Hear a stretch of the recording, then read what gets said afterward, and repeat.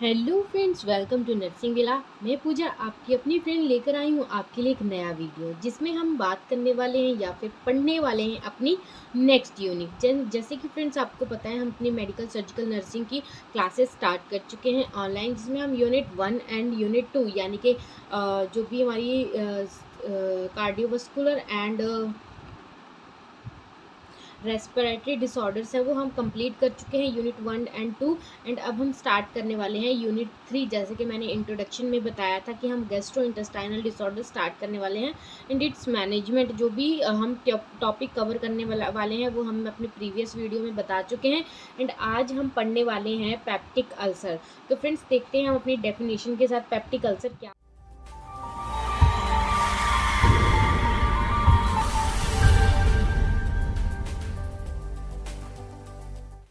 होते हैं। डेफिनेशन देखेंगे। It is defined as a breakdown in continuity of mucous membrane of duodenum, esophagus, stomach, or a breach in lining mucosa of digestive tract produced by digestion of mucus by pepsin and acid are present in abnormally high concentration। यानी कि peptic ulcer क्या होते हैं, ये क्या होता है कि ब्रेकडाउन होता है किसकी, कंटिन्यूटी ऑफ म्यूकस। जो भी म्यूकस मेम्ब्रेन होती है कहाँ कहाँ की, ड्यूडेनम की, इसोफेगस की एंड स्टमक, या फिर जो भी ब्रीच होती है यानी कि जो भी लाइनिंग होती है म्यूकस की हमारे डाइजेस्टिव ट्रैक के अंदर प्रोड्यूस होती है। जो म्यूकोस को जो भी म्यूकस लाइनिंग होती है और म्यूकस को प्रोड्यूस करती है यानी कि रिलीज करती है, उस लाइनिंग में क्या होता है, ब्रेकडाउन हो जाता है उसकी कंटिन्यूटी में उसकी ब्रेकडाउन हो जाता है। एंड क्या होता है, ये किस वजह से होता है, by the digestion of mucosa by pepsin. जो म्यूकोसा होता है वो भी क्या होता है, डाइजेस्ट होने लग जाता है पेप्सिन के थ्रू एंड एसिड के थ्रू, और जो कि कहाँ प्रेजेंट होते हैं, एब्नॉर्मली हाई कंसंट्रेशन। ये क्या होते हैं, अगर पेप्सिन और एसिड हाई कंसंट्रेशन में प्रेजेंट होते हैं देन क्या होता है, म्यूकोसा का डाइजेशन होने लग जाता है, जिसकी वजह से जो भी हमारी म्यूकोसा लाइनिंग होती है, मेम्ब्रेन होती है जो म्यूकस प्रोड्यूस करती है, उसका ब्रेकडाउन हो जाता है। कहाँ पे, ड्यूडेनम, इसोफेगस एंड स्टमक की जो भी म्यूकस लाइनिंग होती है उसका ब्रेकडाउन हो जाना, उसको हम क्या कहेंगे, पेप्टिक अल्सर कहेंगे। देन यहाँ पे हमें थोड़ा इमेज के थ्रू भी दिखाया गया है कि oesophageal, gastric and duodenal ulcer कैसे दिखाई देते हैं, यहाँ पे देख लीजिएगा। देन देखेंगे हम इसके टाइप्स में देखेंगे देयर आर 3 टाइप्स। यहाँ पे ये 3 टाइप्स के होते हैं। नंबर 1 है हमारा गैस्ट्रिक अल्सर, नंबर 2 हमारा ड्यूडेनल अल्सर, नंबर 3 है इसोफेजल अल्सर। 3 टाइप के हमारे अल्सर होते हैं। सबसे पहला हमारा होता है गैस्ट्रिक अल्सर। गैस्ट्रिक अल्सर में देखेंगे it is a breaking of mucus membrane of stomach. यानी कि गैस्ट्रिक अल्सर में क्या होता है कि जो स्टमक की म्यूकस मेम्ब्रेन होती है उसमें ब्रेकडाउन हो जाता है due to some injuries like substances, alcohol, caffeine, aspirin, NSAIDs, drug, ये हम सब चीज़ें लेते हैं तो इसकी वजह से क्या होता है, जो हमारा स्टमक होता है, जो भी हमारा फूड कंटेन करता है, यानी कि फूड की जो थैली होती है, स्टमक होता है, उसमें क्या होता है कि उसकी जो म्यूकस लाइनिंग होती है उसमें ब्रेकडाउन हो जाता है, जिसे हम क्या कहेंगे, गैस्ट्रिक अल्सर कहेंगे। देन देखेंगे हम इसमें ड्रग की वजह से या फिर किसी भी कोई भी रीज़न होता है देन उसका हम पैथोफिजियोलॉजी देखेंगे थोड़ा सा। अगर कोई भी जैसे मान ली ड्यू टू ड्रग, जैसे कि नशेड्स हो गए, अल्कोहल, कैफीन एंड टी हो गया, तो किसमें क्या होता है, एक्सेसिव सिक्रेशन ऑफ HCl। यहाँ पे HCl का सिक्रेशन ज़्यादा होगा एंड डिक्रीज म्यूकस सिक्रेशन, जिसकी वजह से म्यूकस क्या होगा, डिक्रीज हो जाएगा, उसका सिक्रेशन कम हो जाएगा। Break down mucus membrane of stomach, and stomach की जो म्यूकस मेम्ब्रेन होगी उसमें ब्रेक डाउन हो जाएगा। Acid enters into gastric mucosa. Then जो गैस्ट्रिक म्यूकोसा है उसमें क्या होगा कि एसिड एंटर्स करेंगे, acid enter into the gastric mucosa. जो भी गैस्ट्रिक म्यूकोस है यानी कि जो भी स्टमक की जो लाइनिंग है उसमें एसिड एंटर कर जाएगा एंड क्या हो जाएगा, गैस्ट्रिक अल्सर हो जाएंगे। देन देखेंगे ड्यूडेनल, सॉरी फ्रेंड्स मैं थोड़ा भूल, ये पढ़ा हमने अभी तक। ड्यू टू ड्रग, नशेड्स या फिर अल्कोहल, कैफीन और टी के वजह से एक्सेसिव सिक्रेशन ऑफ HCl हो जाएगा एंड डिक्रीज हो जाएगा म्यूकस सिक्रेशन। देन क्या होगा, break down mucus membrane of stomach, acid enter into gastric mucosa and gastric ulcer is formed. Then gastric ulcer form हो जाएंगे। देन देखेंगे अब हम ड्यूडेनल अल्सर। ड्यूडेनल अल्सर क्या होते हैं, they are occur in duodenum due to stimulation of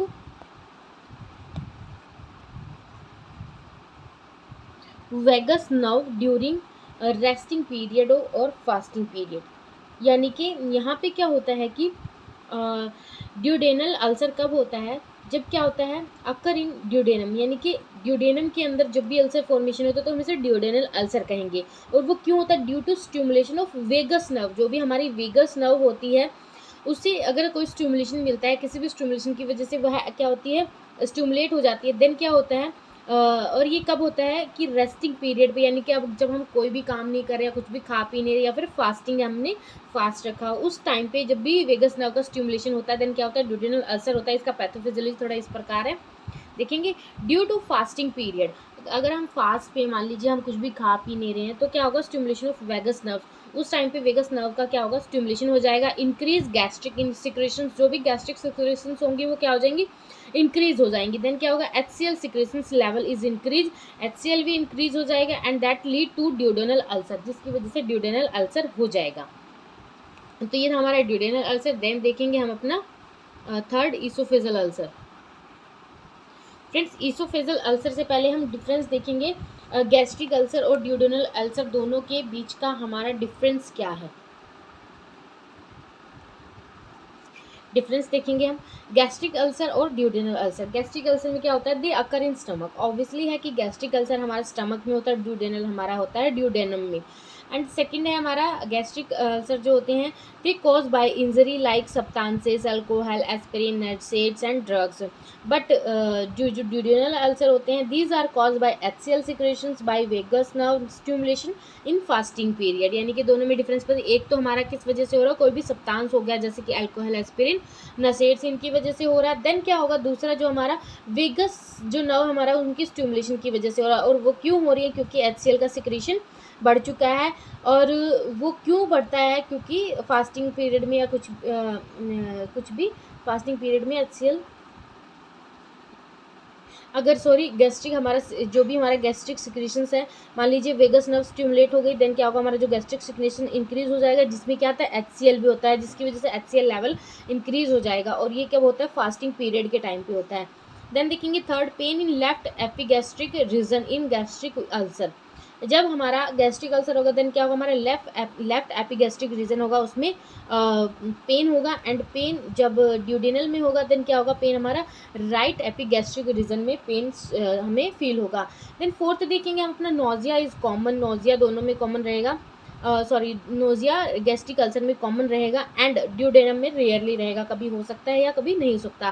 fifth number पे हम देखेंगे, vomiting with blood occur in this cases, vomiting हो सकती है इस केस में।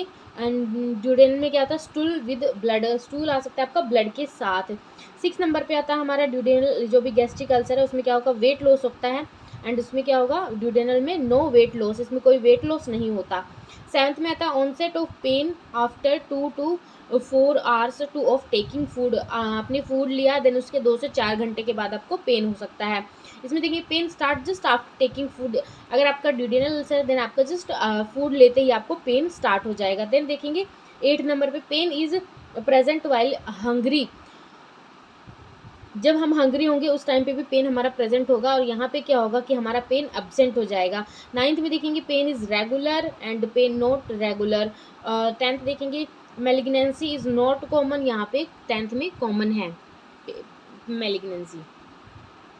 देन देखेंगे हमारा जो थर्ड था, ईसोफेजल अल्सर। ईसोफेजल हमारा अल्सर क्या होता है, ulceration in mucus of oesophagus, यानी कि नाम से ही हम समझ सकते हैं कि अगर हमारा ईसोफेगस की जो म्यूकस लेयर है उसमें अल्सरेशन है देन उसे हम क्या कहेंगे, ईसोफेजल अल्सर कहेंगे। It is due to hydrochloric acid reflex in oesophagus, mostly seen in lower oesophagus, यानी कि मोस्टली कहाँ होता है, ये लोअर ईसोफेगस में होता है। देन देखेंगे स्ट्रेस अल्सर। स्ट्रेस अल्सर किस तरीके के होते हैं, in chronic stress condition parasympathetic nerve system stimulate that lead to vasoconstriction of stomach, blood vessels that lead to stress ulcer.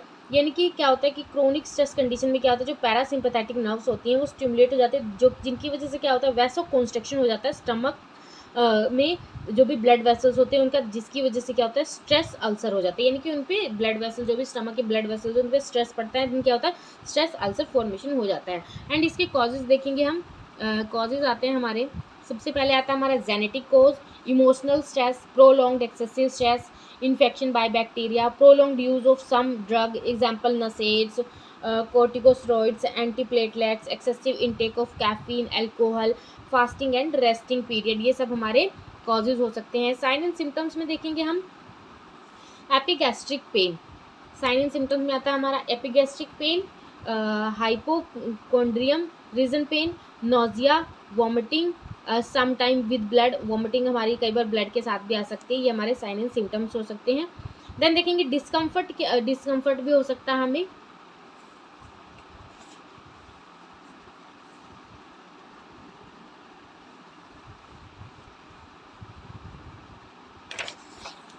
Next है हमारा एनोरेक्सिया, लॉस ऑफ एपेटाइट यानी कि भूख लगना कम हो सकता है, वेट लॉस हो सकता है हमारा, bloody stool, dyspnoea, nocturnal pain, heartburn, complications क्या क्या आ सकती हैं आपको, एक्सेसिव ब्लीडिंग हो सकती है, ऑब्स्ट्रक्शन इन जीआईटी ट्रैक यानी कि जीआईटी ट्रैक आपका ब्लॉक हो सकता है, एबनॉर्मल डिस्टेंशन हो सकती है। मेडिकल मैनेजमेंट में हम क्या क्या कर सकते हैं, antimicrobial drugs, antimicrobial drugs दे सकते हैं, जैसे कि मोस्टली कौन कौन सी होती हैं, मेट्रोनिडाजोल, मेट्रोजिल भी जिसे बोलते हैं हम, H2 blockers example ranitidine, ranitidine, and action क्या है उसका, block H2 receptors that lead to hypersecretion of acid gastric juices, यानी कि H2 जो रिसेप्टर्स होते हैं उनको ब्लॉक करेंगे, जिसकी वजह से क्या होता है, हाइपर सिक्रेशन होती है किसकी, गैस्ट्रिक जूसेस की। एंड देखेंगे एंटासिड, एंटासिड क्या होता है, इसका एक्शन क्या होता है, न्यूट्रलाइज करेंगे HCl सिक्रेशंस को, example aluminium hydroxide, calcium carbonate, magnesium hydroxide, sodium bicarbonate. And then देखेंगे प्रोटोन पंप इनहिबिटर्स भी दे सकते हैं हम इसमें, इसका एक्शन क्या है, antisecretory drug, example lansoprazole, omeprazole, ये सब हम दे सकते हैं इनको। देन देखेंगे सर्जिकल मैनेजमेंट में हम क्या क्या मैनेजमेंट कर सकते हैं, सर्जिकल मैनेजमेंट में आता है हमारा वैगोटोमी कर सकते हैं, यानी कि कटिंग ऑफ वेगस नर्व, जो भी हमारी वेगस नर्व स्टिमुलेट हुई है उनकी कटिंग कर सकते हैं, उनका सर्जिकल मैनेजमेंट कर सकते हैं। देन देखेंगे सेकेंड नंबर पे हमारा है गैस्ट्रोजिजोनोटॉमी कर सकते हैं, जुजनोस्टॉमी कर सकते हैं, यानी कि रिमूव करेंगे antrum part of the stomach that joint with the remaining part of jejunum, यानी कि जो भी स्टमक का एंट्रम पार्ट है जो कि जॉइंट है किसके साथ, रिमेनिंग जो भी जिजेनम है उसके साथ जो अटैच है उस पार्ट को हम रिमूव करेंगे। थर्ड है हमारा गैस्ट्रो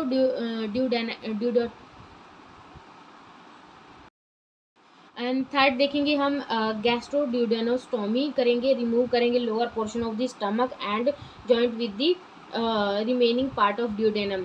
फोर्थ नंबर पे आता है हमारा सुबेटल गैस्ट्रोक्टोमी करेंगे, remove the portion of the which is more affected by the ulcer in stomach, यानी कि जो ज़्यादा अफेक्टेड है स्टमक में उस पोर्शन को भी हम रिमूव कर देंगे। टोटल गैस्ट्रोक्टोमी करने का मतलब है टोटल रिमूवल ऑफ स्टमक, यानी कि टोटल रिमूवल भी बहुत ही सीवियर कंडीशन हो, बहुत ही मतलब कोई और ऑप्शन ना मिले तो टोटल रिमूवल भी करना पड़ सकता है स्टमक का। देन देखेंगे डाइटरी मैनेजमेंट, डाइटरी मैनेजमेंट में हम क्या करेंगे, avoid spicy food, spicy food हमें नॉर्मली भी अवॉइड करना चाहिए, अवॉइड ऑयली फूड, दोनों चीज़ें हमें नॉर्मली कंडीशन में भी अवॉइड करना चाहिए किसी भी बीमारी से बचने। देन देखेंगे अवॉइड करेंगे हम alcohol, excessive intake of T and coffee, यानी कि हमें एक्सेस में टी एंड कॉफ़ी भी नहीं लेना चाहिए। To give small and frequent food, हमें लेना चाहिए स्मॉल एंड फ्रीक्वेंट, यानी कि टाइम टू टाइम हमें फूड लेना चाहिए बट स्मॉल मील्स लेनी चाहिए।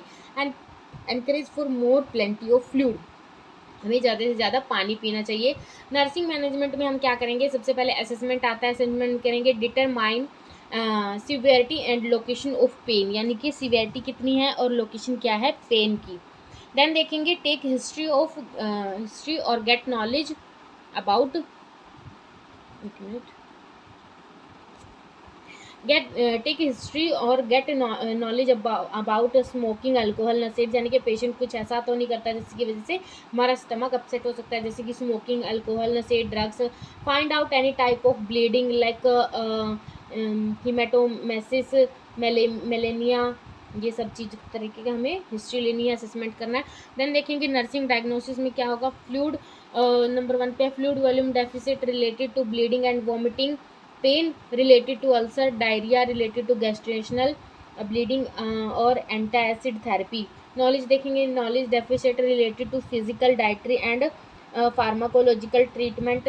एंजाइटी देखेंगे हम, anxiety related to coping with an acute disease, imbalance nutrition related to change in diet. तो फ्रेंड्स ये था हमारा आज का टॉपिक। नेक्स्ट वीडियो में हम पढ़ने वाले हैं गैस्ट्राइटिस और गैस्ट्रोएंटराइटिस। तो आज के लिए इतना ही। अगर आपके लिए हमारा वीडियो थोड़ा भी हेल्पफुल रहा हो तो प्लीज़ चैनल को सब्सक्राइब जरूर कर लीजिएगा एंड शेयर करना ना भूलिए। थैंक यू फ्रेंड्स, मिलते हैं नेक्स्ट वीडियो में।